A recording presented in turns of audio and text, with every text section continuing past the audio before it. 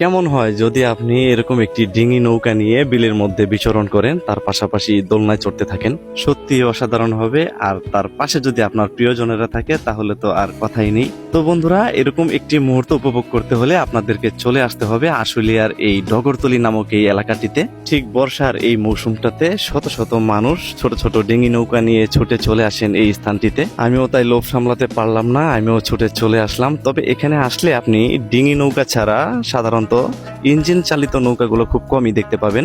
যারা নৌকায় চড়তে অভ্যস্ত না তাদের কিন্তু একটু ভয় ভয় লাগবে অবশ্যই। এখানে আসলে আপনি ছোট ছোট ডিঙি নৌকাগুলো ঘন্টায় ভাড়া নিতে পারবেন। সাধারণত এই নৌকাগুলোর ভাড়া ঘন্টায় 200 টাকা থেকে 500 টাকা পর্যন্ত হয়ে থাকে চাহিদা অনুযায়ী।